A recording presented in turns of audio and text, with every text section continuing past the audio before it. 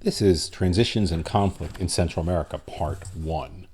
What we're really looking at today is a series of uprisings and so forth that have to do with a crisis in the liberal economic order.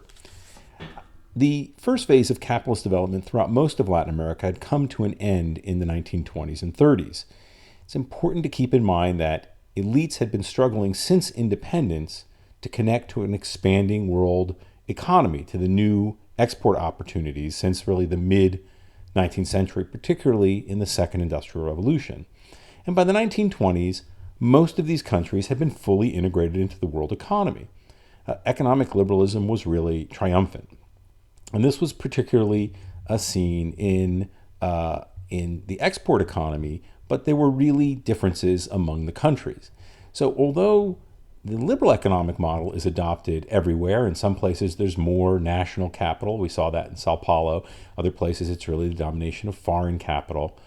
There's very, very little or no political liberalism. There's very limited politics or open politics. It's elite rule throughout most of Latin America. We call elite rule oligarchy, rule by a few. And the small Central American nation of El Salvador is really perhaps the most extreme case of oligarchical rule anywhere in Latin America. A handful of elites ruled to protect and promote their narrow interests, which were mostly involved in the export of coffee. And they maintained, well, they gained their power and they maintained it through a great deal of violence. They had a highly exclusionary state and one that was going to be very difficult to overthrow. I mean, it was more violent and more exclusionary than the Porfiriato, which is extraordinary when you think about that comparison. And just to quickly look, that's Central America, and you can see El Salvador right there, south of Guatemala and to the west of Honduras. And it is a very small nation, and there is El Salvador and its various departments, which we would think of as sort of counties or states. Well, El Salvador had succeeded in developing a strong export economy. But into the 1920s and 30s, there were new challenges. The success of the export economy, brought new people into politics, even though there was no formal way for them to be in politics. So we have strategically located actors. So in other words, there isn't a big middle class. There aren't a lot of workers, like railroad workers and port workers. But of course, the middle class is all in the big city, San Salvador, and the railroad and port workers are incredibly important to the maintenance of an export economy. And these people started to question just how limited the political system was in El Salvador. And what they said was, we need to, move out of the 19th century and adopt a kind of 20th century view of having more democracy. And with more democracy will come some social justice, because if everyone is participating, they're certainly not going to support the status quo of almost all of the economic gains simply going to a handful of people at the top.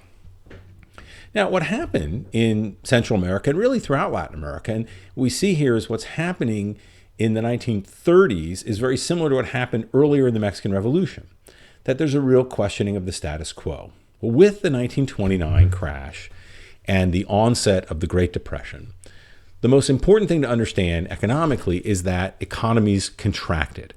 As economies shrank, there was too little money chasing too many goods.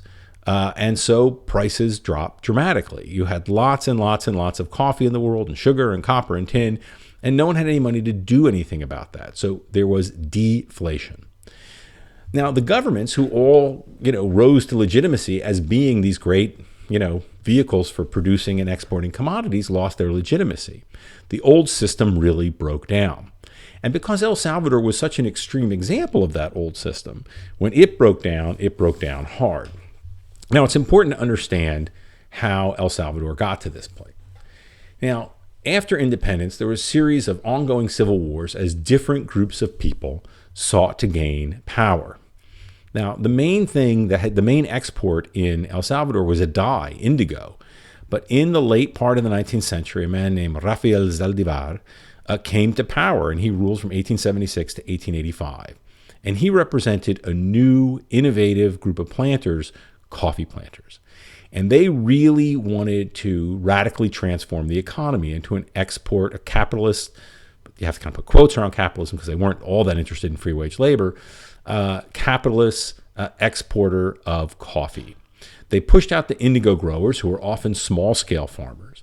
They abolished collective forms of agriculture through the ejidos.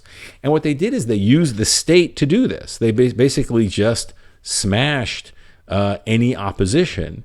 And the army existed largely to help these planters. So the people who gained power basically were part of 14 extended families. And they basically controlled the agricultural industry and therefore the exports. And the government was nothing more than an extension of these people. They created the National Army in 1876 not to protect El Salvador from invasion by Guatemala or Honduras, but to control the countryside.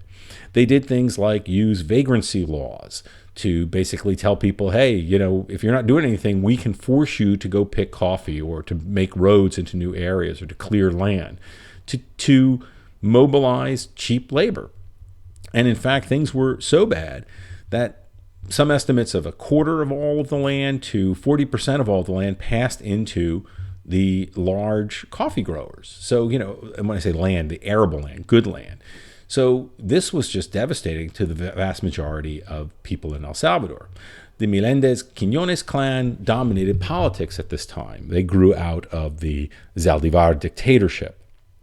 Coffee elites used commerce to control absolutely everything, and they squeezed out a lot of small farmers who were holding on.